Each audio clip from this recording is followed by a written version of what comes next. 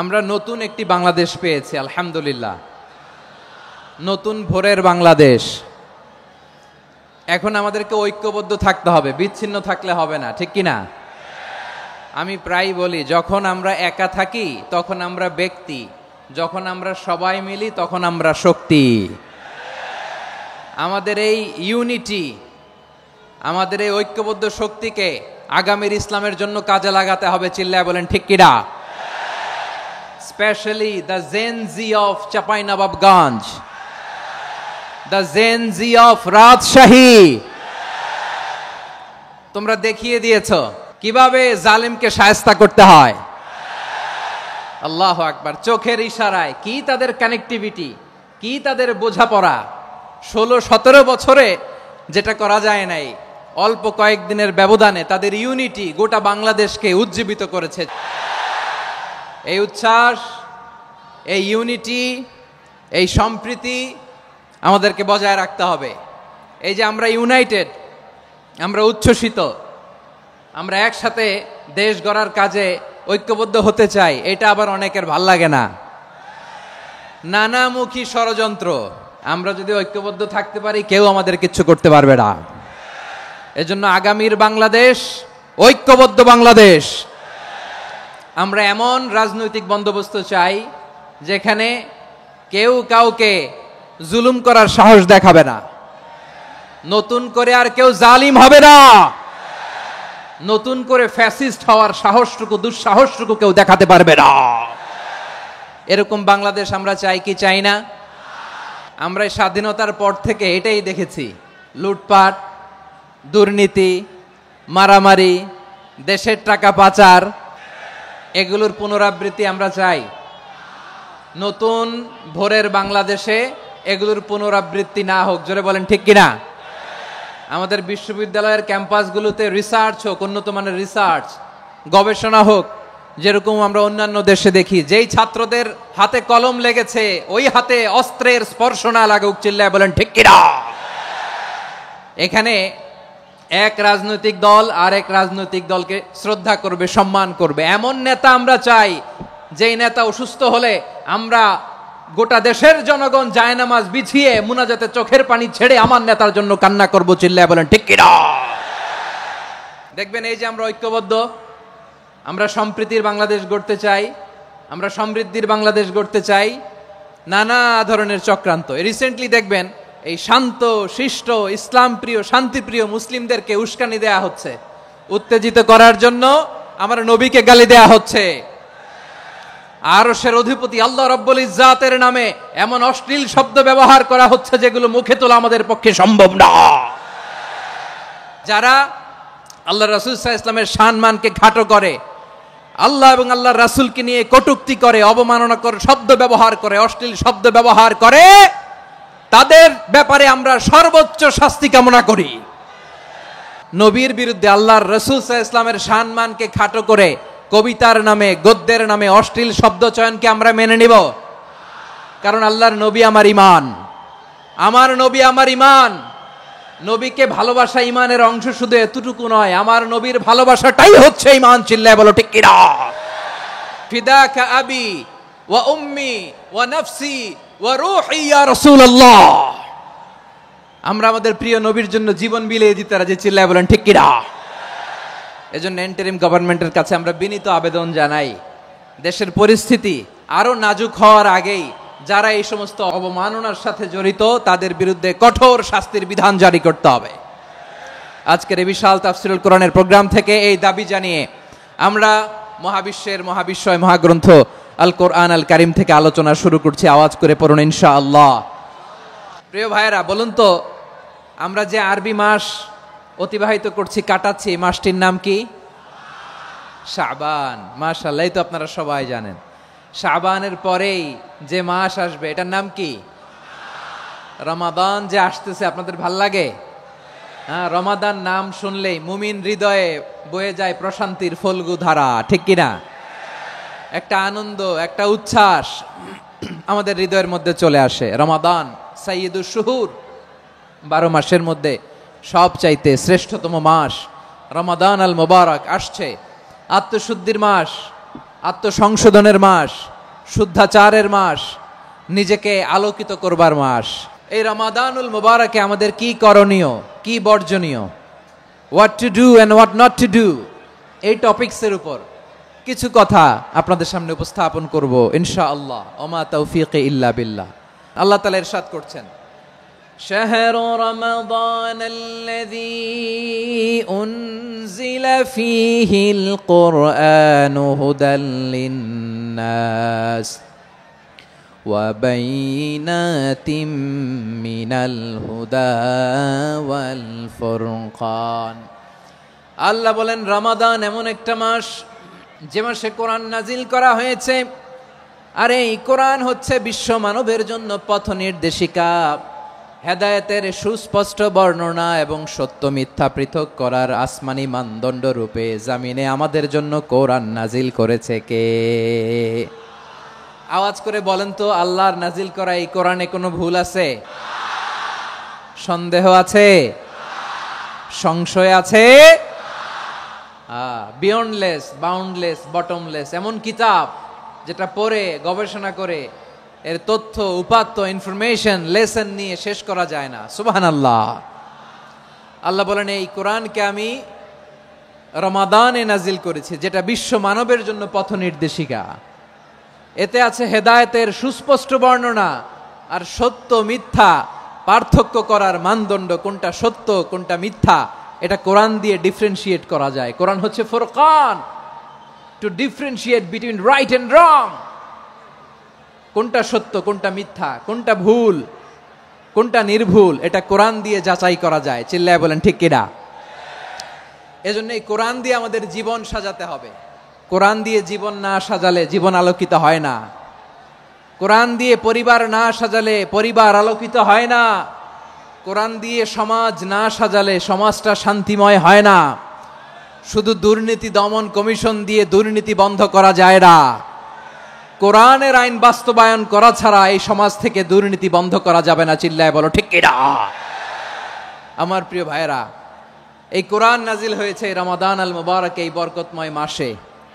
তাই আমাদের উচিত আসন্ন যে রমাদান আল মুবারক, এই রমাদানে কোরআনের সাথে নিজেদের সম্পর্ককে বাড়ানো। আপনি কি জানেন কোরআন নিয়ে কোন ফেরেশতা পৃথিবীতে এসেছিল? জানেন ফেরেশতার নাম কি বলেন তো? জিবরিল আলাইহিস সালাম। সাইয়েদনা জিবরিল কোরআন নিয়ে এসেছেন, ফলে উনি হয়েছেন শ্রেষ্ঠ ফেরেশতা। বিশ্ব নবীর উপর কোরআন নাজিল হয়েছে, তাই তিনি হয়েছেন শ্রেষ্ঠ নবী। রমাদানে কোরআন নাজিল হয়েছে, তাই রমাদান হয়েছে শ্রেষ্ঠ মাস। কদরের রাতে কোরআন নাজিল হয়েছে, তাই কদর হয়েছে শ্রেষ্ঠ রাত। আমরাও যদি কোরআনের সাথে সম্পর্ক বাড়াই, আমাদের মর্যাদাও এরকম, আমাদেরকেও শ্রেষ্ঠ মানুষ বানায় দিবে কে? এজন্য কোরআনের সাথে সম্পর্ক বাড়াইতে রাজি আছেন তো? যারাই কোরআনের সাথে সম্পর্ক বাড়ায় এদের মর্যাদা বাড়ায় দেয় কে? শাবান মাস আসলে, রজব মাস আসলে সাহাবারা কি করতেন আসুন আমরা দেখি কিভাবে তারা রমাদানকে ওয়েলকাম জানাতেন। রজব শাবান আসলেই ওনারা রমাদান পর্যন্ত পৌঁছার আকুতি, আগ্রহ আর ফরিয়াদ আল্লাহর কাছে জানাতেন আর বলতেন, ইয়া আল্লাহ, রমজান পর্যন্ত আমাদের হায়াত বাড়িয়ে দাও। আল্লাহুম্মা বাল্লিগনা রমাদান, আল্লাহ তুমি রমজান পর্যন্ত আমাদের পৌঁছে দাও। আল্লাহুম্মা বারিক লানা ফি রজব ওয়া শাবান ওয়া বাল্লিগনা রমাদান, আল্লাহ রজব শাবানে বরকত দাও, আল্লাহ রমজান পর্যন্ত তুমি আমাদেরকে পৌঁছে দাও। আওয়াজ করে পড়েন আমিন। আমার প্রিয় চাঁপাইনবাবগঞ্জের ভাইরা, গত বছর অনেকের সাথে আমরা একসাথে রমাদান কাটিয়েছি, তাদের অনেকে দুনিয়াতে এখন বেঁচে নাই, এরকম আছে না নাই? আচ্ছা, এই বছর যদি খুশনসিব হয় আমাদের, আমরা যদি পাই, আগামী বছরও যে রমাদান আমরা পাবো কোনো গ্যারান্টি আছে? তাহলে আসুন আমরা ভেবে নেই, হতে পারে this Ramadan could be the last and final Ramadan in our life. হতে পারে এই রমাদানই হতে পারে আমার জীবনের শেষ রমাদান।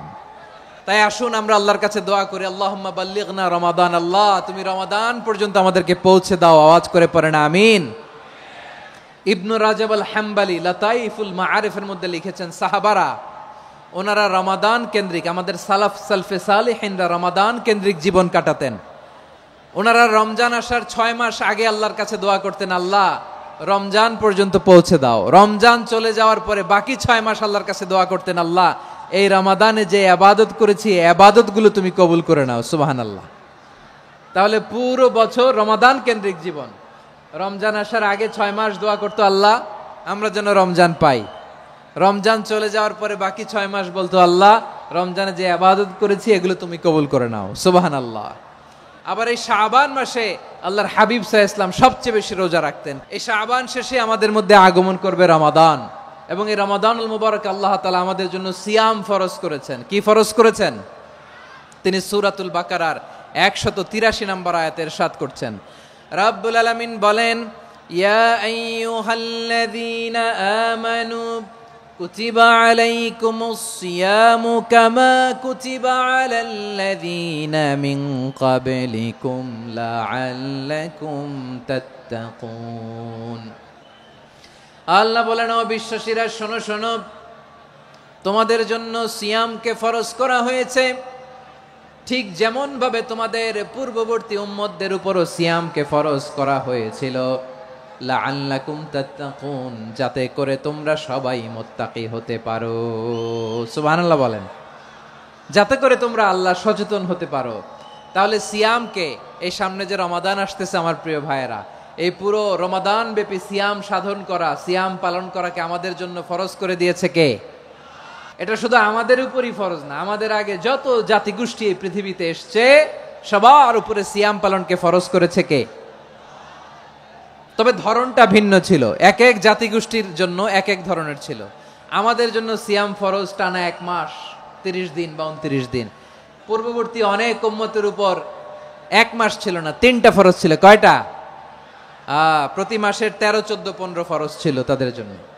কারো জন্য শুধু একটা, আশুরার রোজা। কোন কোন উম্মতের জন্য 10টা। কোন কোন উম্মতের জন্য রোজা ফরজ ছিল মৌনতার রোজা, আরবিতে বলে সওমুল ইনসাত, মানে সারাদিন খেতে পারবে, পান করতে পারবে, স্ত্রীর সাথে মেলামেশা করতে পারবে, কিন্তু কথা বলতে পারবে না। কথা বললেই তাদের রোজা ভেঙে যেতে পারেন। সুবহানাল্লাহ, কি অদ্ভুত ব্যাপার! মৌন সম্মতির রোজা। যেমনটি সাইয়্যিদাতুনা মারিয়াম আলাইহিস সালাম বলেছেন, ইন্নী নাযারতু লির-রাহমানি সাওমা ফালান উকাল্লিমাল ইয়াওমা ইনসিয়া। তিনি বলেছেন, আজকে আমি রহমানের জন্য, মানে আল্লাহর জন্য রোজা মানত করেছি, আজকে আমি কারোর সাথে কথা বলতে পারবো না। তো রোজা রাখলে কথা বলতে পারবে না কেন? কারণ ওই শরীয়তে রোজার বিধান ছিল সকাল থেকে সন্ধ্যা খেতে পারবেন, পান করতে পারবেন, কিন্তু কথা বলতে পারবেন না। কথা বললেই রোজা ভেঙে যেত। সুবহানাল্লাহ বলেন। তাহলে সব জাতিগোষ্ঠীর উপরে রোজা ফরজ ছিল, কিন্তু ধরনটা ভিন্ন ছিল। মজার ব্যাপার হচ্ছে, আপনি বর্তমানেও বিভিন্ন ধর্মের দিকে তাকান, বৌদ্ধ ধর্ম, হিন্দু ধর্ম, খ্রিস্ট ধর্ম, তাদের মধ্যেও রোজা আছে। ইংরেজরা, খ্রিস্টানরা এটাকে বলে ফাস্টিং। কি বলে? ফাস্টিং। আমাদের হিন্দু ভাইয়েরা বলে উপবাস। তারা কি বলে? উপবাস। আবার এখন আন্দোলনেরও একটা মাধ্যম হয়েছে এটা, না খেয়ে থাকা। এটারে বলে অনশন। এটারে কি বলে? অনশন ধর্মঘট। মানে আমাদের দাবি না মানলে আমরা খাবো না, রোজা রাখলাম। তারপরে আধুনিক বিজ্ঞান এটার একটা নাম দিয়েছে না খেয়ে থাকাকে, অটোফিজি। কি বলে? অটোফিজি। জাপানের এক চিকিৎসা বিজ্ঞানী এই অটোফিজির উপর গবেষণা করে সে নোবেল পেয়েছে। এজন্য আল্লাহ তাআলা আমাদের জন্য গোটা রমাদানে এই সিয়ামকে ফরজ করে দিয়েছেন। আওয়াজ করে বলেন আল্লাহু আকবার। রাব্বুল আলামিন বলেন, ইয়া আইয়ুহাল্লাযীনা আমানু কুতিবা আলাইকুমুস সিয়াম, সিয়ামকে তোমাদের উপরে ফরজ করা হয়েছে কামা কুতিবা আলাল্লাযীনা মিন ক্বাবলিকুম, যেমনি তোমাদের পূর্ববর্তীদের উপর রোজা ফরজ করা হয়েছিল, লাআল্লাকুম তাত্তাকুন, যাতে করে তোমরা আল্লাহ সচেতন হতে পারো, যাতে করে তোমরা মুত্তাকি হতে পারো। লাআল্লাকুম তাত্তাকুন, যাতে করে আমরা আল্লাহ সচেতন হতে পারি, আল্লাহ কনসিয়াসনেস আমাদের মধ্যে গ্রো করে। এটা হচ্ছে রোজার প্রাইম অবজেক্টিভ। অনেকে জিজ্ঞেস করলে অনেকে বলে রোজার মূল উদ্দেশ্য হচ্ছে না খেয়ে থাকা। না। অনেকে বলে গরিবদের কষ্ট অনুধাবন করা রোজার উদ্দেশ্য। না। রোজার উদ্দেশ্য কি, সিয়াম পালনের উদ্দেশ্য কি, এটা আল্লাহ তাআলা স্পষ্ট এই আয়াতের পেছনে বলেছেন যে লাআল্লাকুম তাত্তাকুন, যাতে করে তোমরা আল্লাহ সচেতন হতে পারো, আল্লাহ ভীতি তোমাদের মধ্যে গ্রো করে, গড কনসিয়াসনেস, আল্লাহ কনসিয়াসনেস, আল্লাহ সচেতনতা যেন বাড়ে, দ্য সেন্স অফ অ্যাকাউন্টেবিলিটি। আল্লাহর সুপ্রিম কোর্টের কাঠগড়ায় এই দুনিয়াতে আমি যাই করলাম তার সবকিছু যে পাই টু পাই হিসাব দিতে হবে। এই sense, to enhance the sense that what ever we do Allah is watching me. আপনি যাই করেন কেউ দেখে না, কিন্তু দেখে কে? শুরুতেই তো জিজ্ঞেস করেছিলাম যে কেউ যেটা দেখে না সেটা দেখেন কে? কেউ যেটা শোনে না সেটা শোনেন কে? এর নাম হচ্ছে লাআল্লাকুম তাত্তাকুন, যাতে করে তোমরা আল্লাহ সচেতন হতে পারো, আল্লাহ ভীরু হতে পারো। দুনিয়ার কেউ দেখে না, কিন্তু আল্লাহ দেখে। এটাই রোজার মূল শিক্ষা। আমার প্রিয় ভাইরা, আপনি লুকিয়ে লুকিয়ে ঘরের ভেতরে অন্যায় করেছেন, পাপ করেছেন, আপনার বাবা দেখে নাই, মা দেখে নাই, স্ত্রী দেখে নাই, কিন্তু দেখেছে কে? আল্লাহর চোখ ফাঁকি দেয়া যায়? আচ্ছা, বুঝে থাকলে বলেন তো, সিসি ক্যামেরার চোখ ফাঁকি দেয়া যায় কি যায় না? পুলিশের চোখ, র্যাবের চোখ, বিমানবন্দরে কাস্টমস অফিসারের চোখ, কিন্তু আমার আল্লাহর চোখ। এই সেন্সটা নিয়ে আসা নিজের মধ্যে, আমি what ever I do Allah is watching me, যাই করি আল্লাহ দেখে। লাআল্লাকুম তাত্তাকুন। রমাদানের রোজা, ইফতারি, সিয়াম, ইবাদত সব কিছুর মধ্য দিয়ে আপনাকে খেয়াল করতে হবে যে লাআল্লাকুম তাত্তাকুন এই স্ট্যান্ডার্ড এটা অ্যাচিভ হচ্ছে কিনা আমাদের, যাতে করে তোমরা মুত্তাকি হতে পারো, আল্লাহ ভীরু হতে পারো। তাকওয়া, এটা হচ্ছে the essence of Islam. What is তাকওয়া? তাকওয়া মানে কি? তাকওয়ার সংজ্ঞা অনেকে অনেক ভাবে দিয়েছেন। আমি সরাসরি সাহাবাদের কাছ থেকে একটা সংজ্ঞা আপনাদের শোনাচ্ছি। ওমরে ফারুক রাদিয়াল্লাহু তাআলা আনহু উবাই ইবনে কাব রাদিয়াল্লাহু তাআলা আনহুকে জিজ্ঞেস করেছিলেন, ইয়া উবাই মা হুয়া তাকওয়া? হে উবাই, তাকওয়া কি? তাকওয়া কাকে বলে? উবাই ইবনে কাব তিনি প্রশ্নের উত্তর না দিয়ে উনিও আবার প্রশ্ন ছুড়লেন। তিনি বললেন, ইয়া আমির আল মুমিনিন, আমা সালাকতা তরিকান যা শাউক? আপনি কি কাঁটাযুক্ত রাস্তা দিয়ে মরুভূমিতে কখনো হেঁটেছেন? যে রাস্তার চারদিকে ক্যাকটাস, গুলমলতার কাঁটা, হেঁটেছেন? ওমরে ফারুক বললেন, নাম, হেঁটেছি। বালা, হেঁটেছি। কাইফা আমিলতা, কিভাবে হেঁটেছেন? ওমরে ফারুক বললেন, শাম্মারতু ওয়াজতাহাতু, আমি আমার জামা, জুব্বা আর চাদর আটোসাটো করে গায়ের সাথে এমন ভাবে মিলিয়ে রেখেছি, এমন সাবধানে হেঁটেছি যাতে করে মরুভূমির ক্যাকটাসের গুলমলতার কাঁটা আমার গায়ে বিঁধে না যায়। উবাই ইবনে কাব বললেন, ফাযালিকা হুয়া তাকওয়া। আরে তাহলে আপনি তো ঠিকই জানেন তাকওয়া মানে কি, এটাই তো তাকওয়া। ওই রাস্তা দিয়ে যেভাবে হেঁটেছেন, পুরো দুনিয়ার জিন্দেগিটা এইভাবে সাবধানে চলার নামই হচ্ছে তাকওয়া। চিল্লায় বলো ঠিক কিনা? এই দুনিয়াতে পাপ পঙ্কিলতা থাকবে, শয়তানির হাতছানি থাকবে, অপরাধ প্রবণতা থাকবে, নফসের খায়েশ থাকবে, অন্যায়ের হাতছানি থাকবে। সব কিছুকে দলে মুচড়ে পেছনে ফেলে সাবধান হয়ে এই দুনিয়ার সিরাতুল মুস্তাকিমের পথে চলতে হবে। যেই রাস্তা শুরু হয়েছে দুনিয়াতে, শেষ হয়ে গিয়েছে আল্লাহর জান্নাতের ভেতরে। চিল্লায় বলেন ঠিক কিনা? আমার প্রিয় চাঁপাইনবাবগঞ্জের ভাইয়েরা, এটার নামই তাকওয়া। উবাই ইবনে কাব বললেন, ও আমিরুল মুমিনিন, ওই কাঁটাযুক্ত গুলমলতার রাস্তার মধ্যে ঠিক যেমনি সাবধান হয়ে আপনি হেঁটেছেন, এই দুনিয়ার বুকে ওই সাবধান হয়ে চলার নাম হলো তাকওয়া। সুবহানাল্লাহ। তাকওয়ার শুধু দুইটা নমুনা আপনাদের সামনে পেশ করব, আপনাদের ক্লিয়ার হয়ে যাবে। একটা নমুনা তো দিলাম, আরেকটা নমুনা, সেটাও ওমরে ফারুক রাদিয়াল্লাহু তাআলা আনহুর জীবনী থেকে। উনি ছিলেন ন্যায়পরায়ণ শাসক। রাত্রিবেলা প্রজাদের কি হাল হাকিকত, কি অবস্থা, ঘুরে ঘুরে প্যাট্রোলিং করতেন পুলিশের মতো। সারা রাত তিনি ঘুরেছেন কার কি অবস্থা দেখে, শেষ রাতে তিনি ফিরে আসতেছেন। তিনি থাকতেন, সহিহ বুখারীতে এসেছে, কানা ইয়াসকুনু ফি আওয়ালিল মদিনা, মদিনার উঁচু এলাকায় থাকতেন। তো ফিরে আসার সময় উনি একটা প্রাচীর বেষ্টিত ঘরের পাশে দুইজন নারীর কথোপকথন শুনতে পেলেন। একজন বৃদ্ধা, একজন যুবতী। উনি কান লাগিয়ে শুনতে পাচ্ছেন। বৃদ্ধা মা, ওমর ফারুক কাউকে দেখতে পাচ্ছেন না, শুনতে পাচ্ছেন। বৃদ্ধা মা তার যুবতী মেয়েকে বলে, এই তাড়াতাড়ি ওটের দুধ দহন করে ওটের দুধের সাথে পানি মিশাও, তাইলে কালকে বাজারে মদিনায় বেশি দামে বিক্রি করা যাবে, লাভ হবে অনেক। বৃদ্ধা মহিলা এটা বললেন। যুবতী মেয়ে উত্তরে বলে, মা আপনি জানেন না আমিরুল মুমিনিন খলিফাতুল মুসলিমিন ওমরে ফারুক দুধে পানি মিশানোকে দণ্ডনীয় অপরাধ বলে ঘোষণা দিয়েছে, জানেন না? এবার বৃদ্ধা মহিলা বলে, আরে পাগলি, এই ভোর রাতে আমিরুল মুমিনিন ওমরে ফারুক আসবে কোত্থেকে? উনি আসবে কোত্থেকে? ওনার পাইক পেয়াদা সিকিউরিটি আসবে কোত্থেকে? কেউ দেখবে না। আরে কেউ দেখবে না, তাড়াতাড়ি দুধের সাথে পানি মেশাও। এই কথা যখন মা বলেছে, যুবতী মেয়েটা চমৎকার একটা উত্তর দিয়েছে। তিনি বলেছিলেন, ইয়া উম্মি, ও আমার মা, লাউলা রাআ উমর লা রাআ রব্বু উমর। ও আমার প্রিয়তমা মা, আপনি ঠিকই বলেছেন, গভীর রাতে ওটের দুধে পানি মিশালে ওমর দেখবে না, কিন্তু মা খেয়াল রাখবেন, ওমর যদি নাও দেখে, ওমরের রব কিন্তু দেখে। চিল্লায় বলেন ঠিক কিনা? দিস ইজ কল্ড তাকওয়া। এজন্য রব্বুল আলামিন বলেন, লা তুদরিকুহুল আবসার ওয়া হুয়া ইউদরিকুল আবসার ওয়া হুয়াল লাতীফুল খাবীর। তিনি এমন সত্তা, দুনিয়ার কোনো চোখ তাকে দেখে না, কিন্তু দুনিয়ার সবগুলো চোখকে, সব মানুষের অ্যাক্টিভিটিসকে, আরশের উপর থেকে সব কিছু মুহূর্তে মুহূর্তে দেখতে পান কে?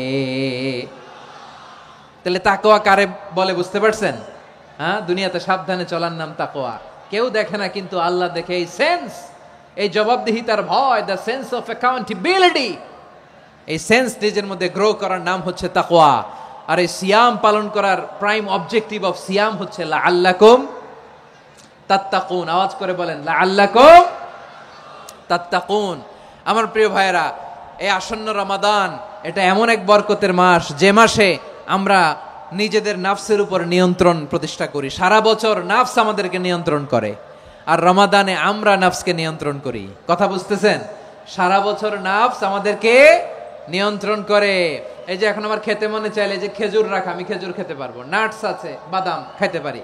খাইতে মন চাইলে পানি, আমার রুহুটা চায়, আমার নাফসটা খেতে চায়, আমি খেতে পারি, পান করতে পারি।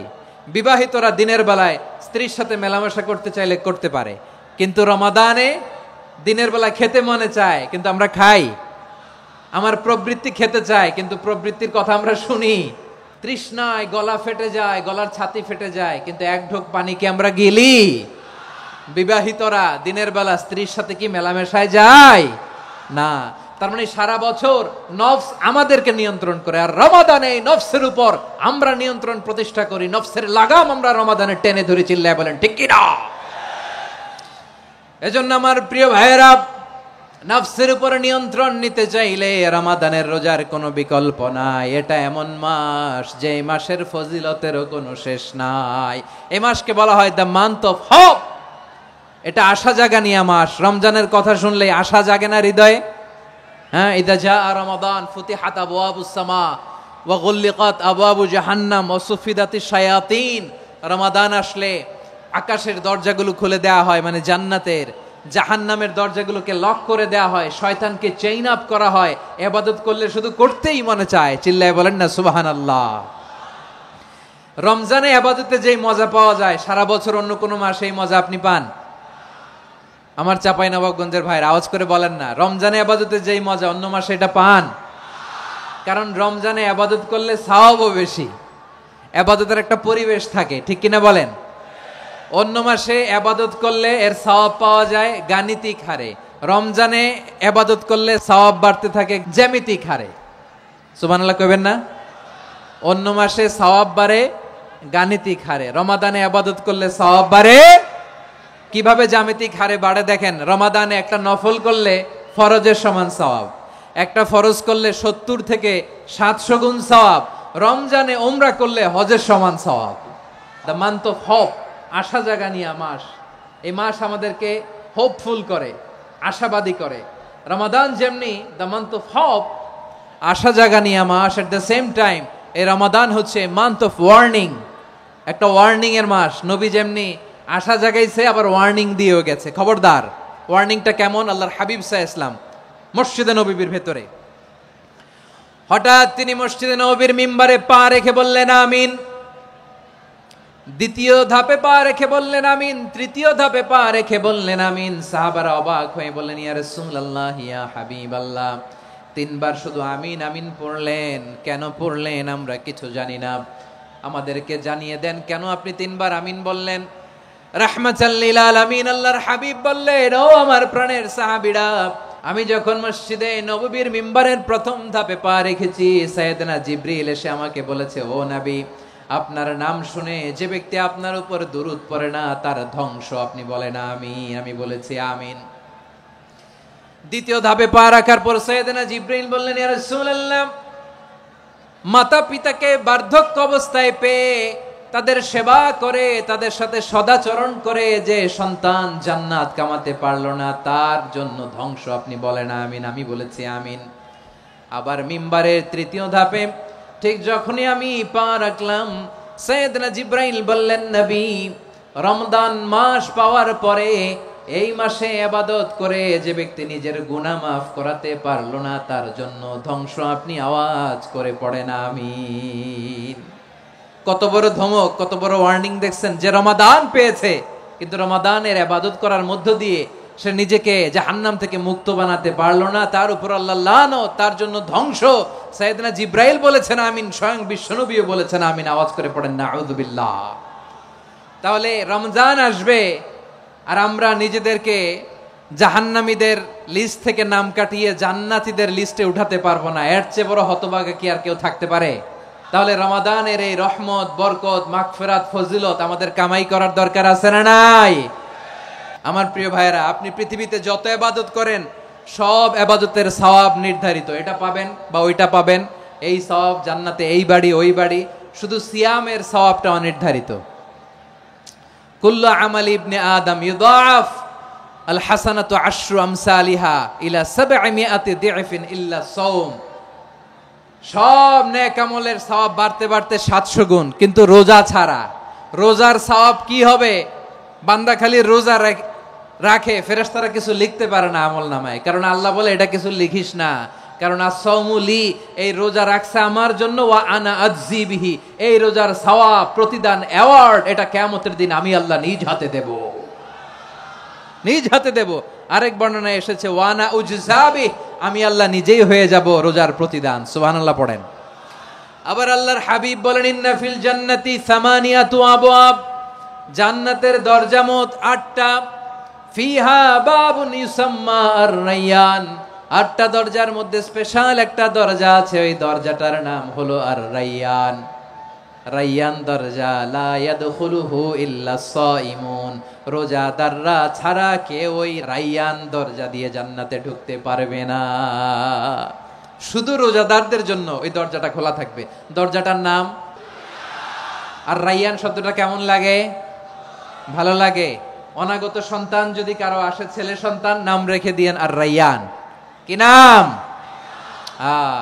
লা ইয়াদখুলুহু ইল্লা সাইমুন, রোজাদাররা ছাড়া কেউ ঢুকতে পারবে না। মান দাখালাহু লাম ইয়াযমা আবাদা, একবার যে এই গেট দিয়ে ঢুকবে, he will never be thirsty again, তার গলা থেকে চিরকালের জন্য আল্লাহ তৃষ্ণা মিটায়া দিবে। আমরা এই রায়্যান দরজা দিয়ে সেদিন জান্নাতে ঢুকতে চাই কি চাই না?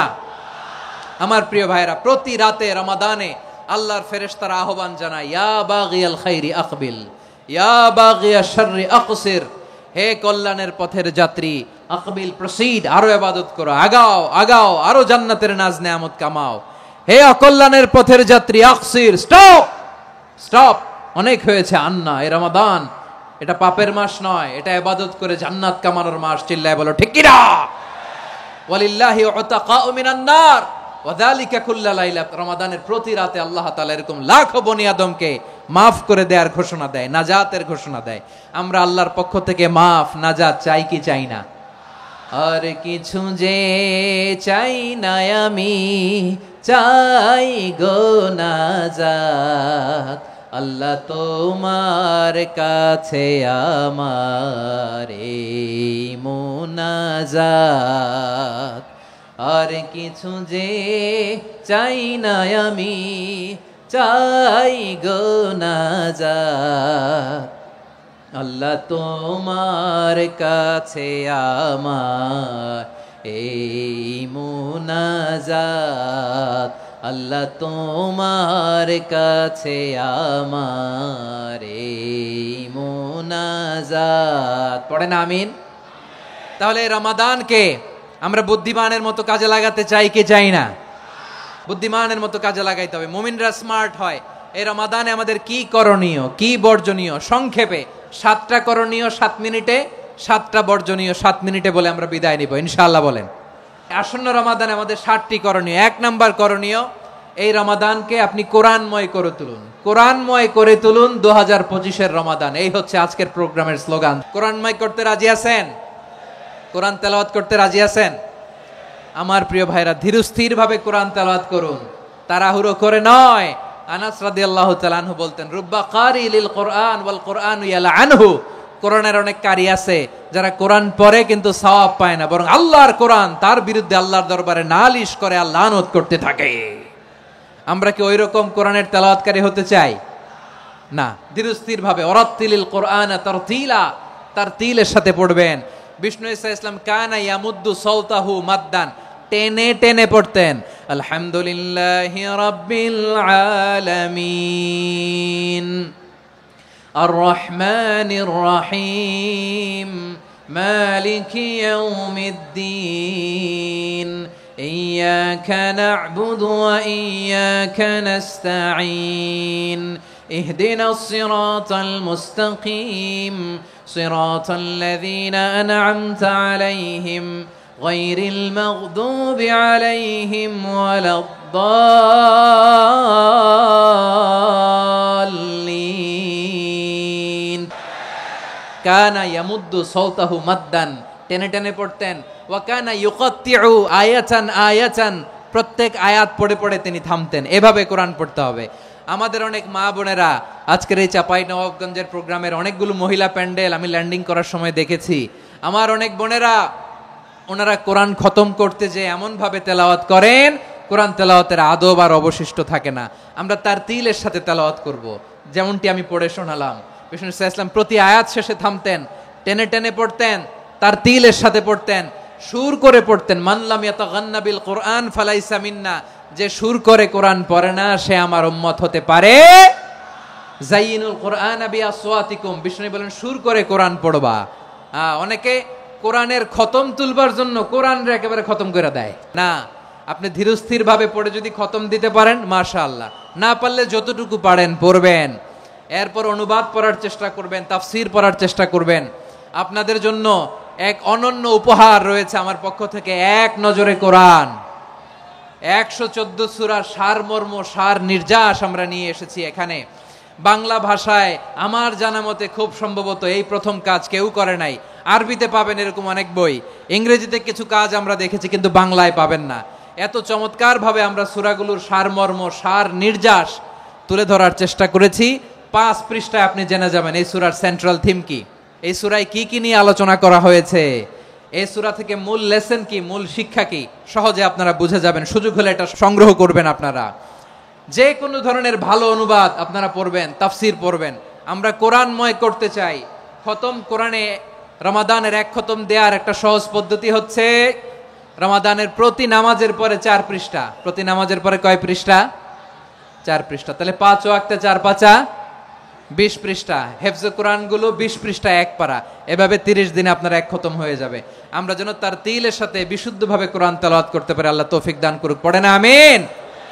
2 নাম্বার করণীয়, ধীরস্থির ভাবে তারাবির সালাতগুলো যেন আমরা আদায় করি। তাড়াহুড়ো করবেন না আল্লাহর ওয়াস্তে, তাড়াহুড়ো করবেন না, তাহলে কোরআন আমাদের জন্য বদদোয়া করবে। তাড়াহুড়ো করবেন তারাবির নামাজে। তারাবির নামাজ সালাতুত তারাবিহ মানে বিশ্রামের নামাজ।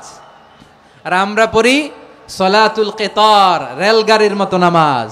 না, এরকম করবেন না। ইমাম সাহেবদেরকে আশ্বস্ত করুন যে ইমাম সাহেবরা আমরা পিছনে আসি আপনাদের সাথে, আপনি আস্তে আস্তে পড়েন, তারতিলের সাথে পড়েন, ধীরস্থির ভাবে তারাবির সালাত পড়বেন। সারা বছর এই সুযোগ হয় না দাঁড়িয়ে কোরআন শোনার, এরকম আয়োজন ব্যবস্থাপনা সারা বছর আর আমরা পাই বলেন তো?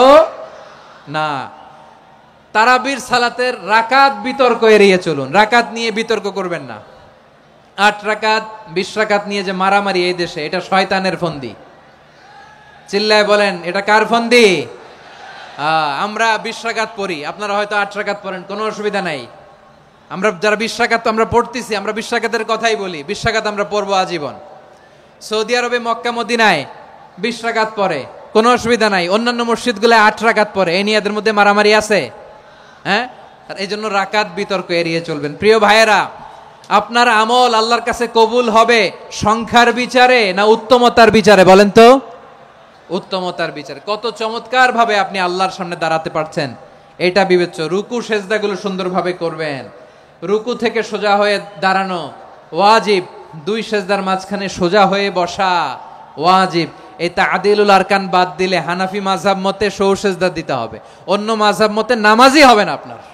এই জন্য ধীরস্থির ভাবে তারাবির সালাত যেন আমরা আদায় করি। পারা যাবে তো ইনশাআল্লাহ? 3 নাম্বার, তাহাজ্জুদের সালাত আদায় করুন। বছরের অন্যান্য সময় উঠতে পারি না, অনেকে বলে হুজুর উঠতে পারি না, কিন্তু রমাদানে সাহারি খাওয়ার জন্য তো ওঠাই লাগে। কি বলেন? আল্লাহর হাবিব বলেন তাসাহারু ফা ইন্না ফিস সাহুরি বারাকা, তোমরা সাহারি খেও, কেননা সাহারির ভেতরে বরকত ঢুকায় দিয়েছে কে? একটা খেজুর, এক গ্লাস পানি খেলো সারা দিন আপনাকে তরতাজা রাখে কে? তো সাহারির জন্য যেহেতু উঠতেই হয়, সাহারি খাওয়ার আগে বা পরে 2 রাকাত 4 রাকাত তাহাজ্জুদ পড়া যাবে না? রব্বুল আলামিন বলেন ওয়ামিনাল লাইলি ফাতাহাজ্জাদ বিহি নাফিলাতান লাকা আসা আইয়াবআসাকা রাব্বুকা মাকামান মাহমুদা।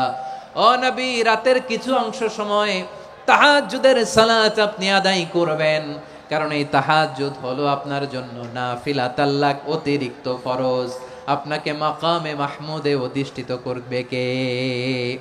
এজন্য যারা সম্মানিত হতে চান, সম্মানের আসনে যেতে চান, তাদের জন্য তাহাজ্জুদ অবধারিত।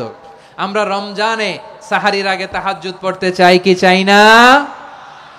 এই নামাজটারে আল্লাহ বড্ড ভালোবাসেন। কেন জানেন? কারণ গভীর ঘুমকে স্যাক্রিফাইস করে আমরা এই নামাজ পড়ি। ঘুমের আরবি জানা আছে কারো? ঘুমরে আরবিতে কি বলে? অনেকগুলো আরবি আছে। একটা আরবি হচ্ছে নুআস, তন্দ্রা, তন্দ্রা, আমানাতান নুআসা কোরআনে এসেছে। আরেকটা আছে ঝিমুনি, ঝিমুনি, এইভাবে ঝিমুনি আসে ঘুমের আগে, এটারে বলে সিনা। এটারে কি বলে? সিনা। স্বাভাবিক ঘুমকে আরবিতে বলে নাউম। স্বাভাবিক ঘুমকে কি বলে? এই সিনা আর নাউমকে আল্লাহ এক আয়াতে এনেছেন, লা তাখুযুহু সিনাতু ওয়ালা নাউম। আল্লাহর তন্দ্রা নাই, ঘুম নাই, ঘুমের আগে যে তন্দ্রা আছে ওইটাও নাই। তাহলে নুআস, সিনা, নাউম পেলাম। আরেকটা ঘুমের আরবি হচ্ছে হুজুদ। এটা মাঝরাতের ঘুম, শেষ রাতের ঘুম, যেই ঘুমটা বড্ড মজা লাগে। কাঁথা টেনে টেনে, ব্ল্যাঙ্কেট টেনে টেনে আরেকটু ঘুমাইতে মন চায়, আরেকটু, আর 1 মিনিট, আর 2 মিনিট, এরকম একটা মজার ঘুম শেষ রাতে আছে না নাই? এই শেষ রাতের ঘুম, এই হুজুদের ঘুমকে স্যাক্রিফাইস করে যেই সালাত পড়া হয়, ওই সালাতের আরবি নাম হচ্ছে সলাতুল হুজুদ বা সলাতুত তাহাজ্জুদ। চিল্লায় বলেন আল্লাহু আকবার। এজন্য আল্লাহ তাআলা এই তাহাজ্জুদের সালাতকে এত পছন্দ করেন। পড়বেন তো রমাদানে। 4 নম্বরে মুক্ত হস্তে দান করুন, মুক্ত হস্তে দান করুন। ওয়ামা আতাইতুম মিন যাকাতিন তুরিদুনা ওয়াজহাল্লাহি ফাউলাইকা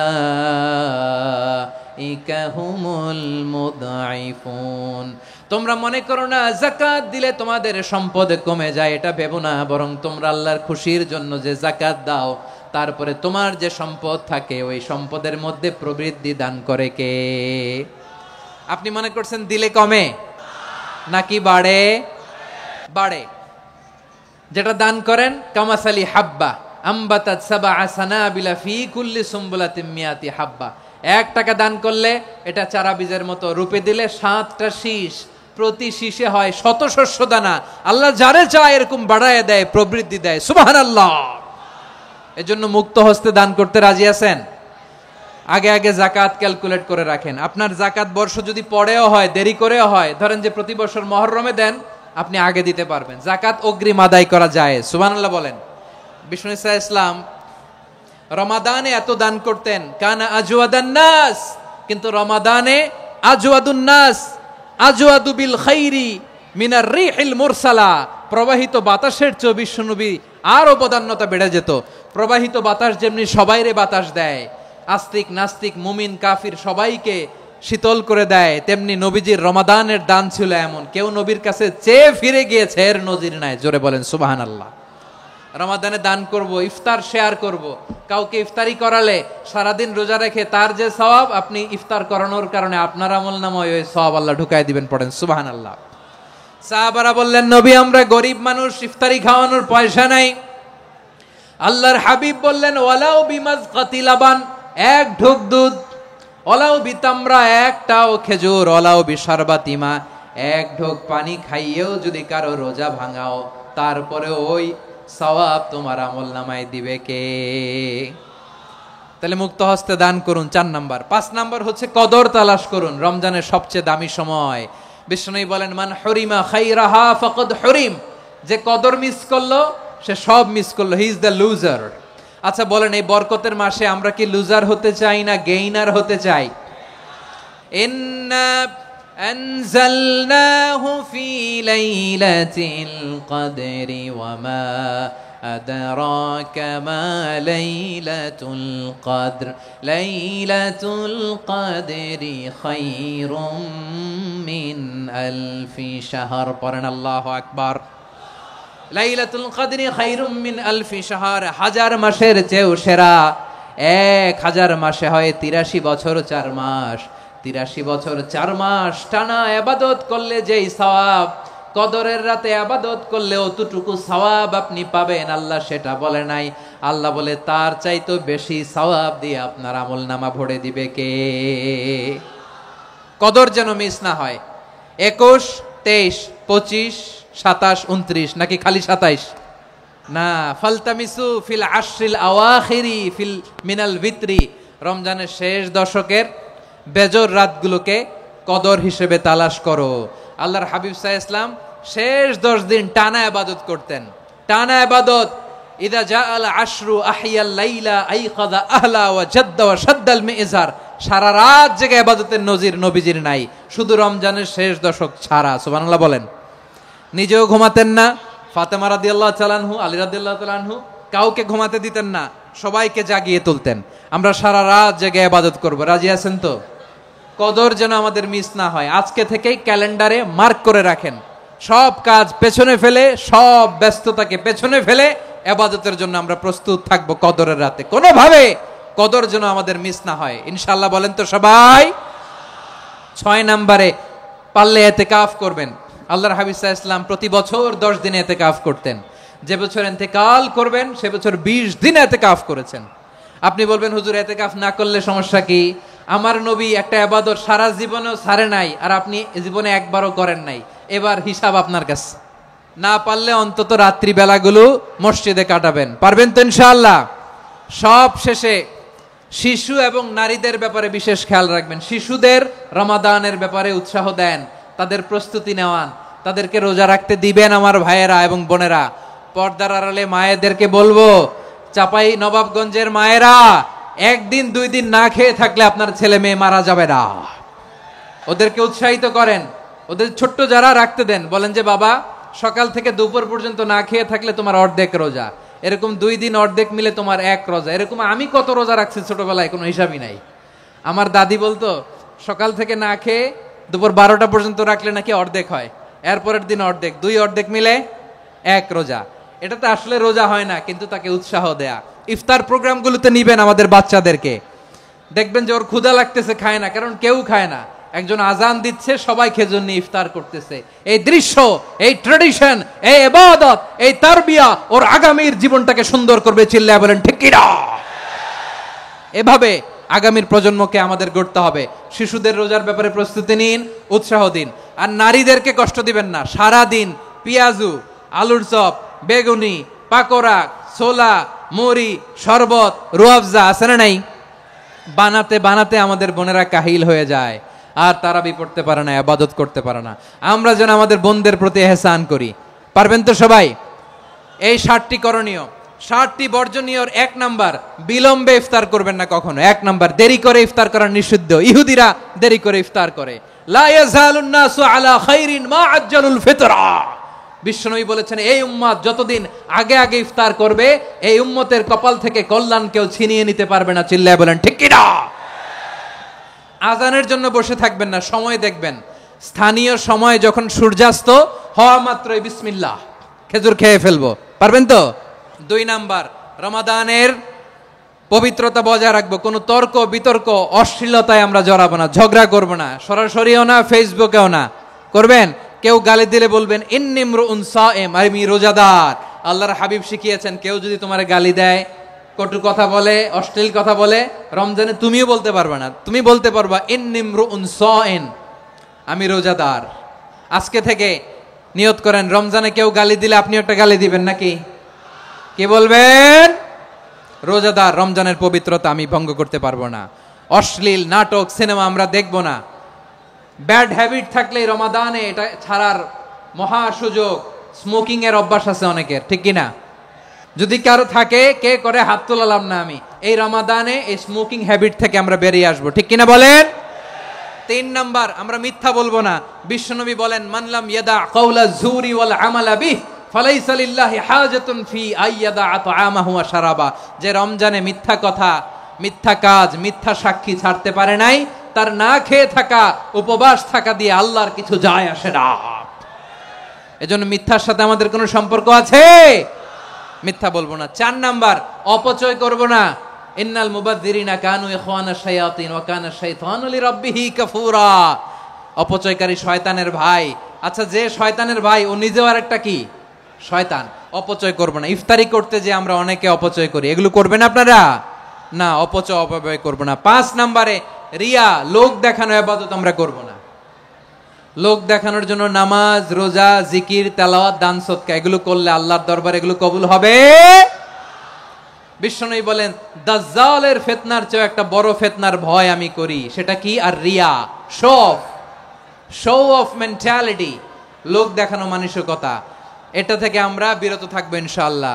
6 নাম্বার, অনেক গুরুত্বপূর্ণ, ব্যবসায়ী ভাইয়েরা, অনেক অসাধু ব্যবসায়ী আছে রমজান আসলে নিত্য প্রয়োজনীয় পণ্যের মূল্য বৃদ্ধি করে দেয়।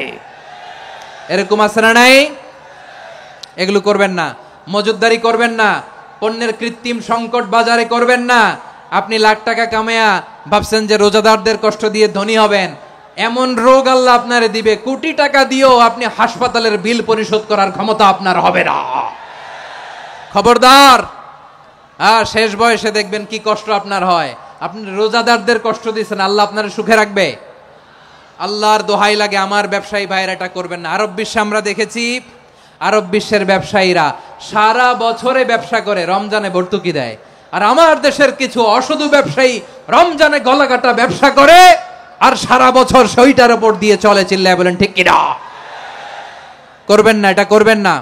নিত্য প্রয়োজনীয় পণ্যের মূল্য বৃদ্ধি করা হারাম, পণ্যের কৃত্রিম সংকট তৈরি করা হারাম, মজুদদারি করা হারাম, রোজাদারদেরকে কষ্ট দেয়া হারাম, এটা করবেন না। 7 নম্বরে সর্বশেষ কথা, অধীনস্থ যারা আছে তাদের কাজের চাপ আপনারা কমিয়ে দিবেন। কাজের লোক, ফ্যাক্টরির ওয়ার্কার, স্টাফ, তাদের প্রতি যদি রহম করেন, আপনার উপর রহম করবে কে? এই পবিত্র রমাদানের 7টা করণীয়, 7টা বর্জনীয় মনে রাখা যাবে তো ইনশাআল্লাহ? রমজানের 7টা করণীয় এবং বর্জনীয় যে আমরা শুনলাম, পালন করার তৌফিক দান করো।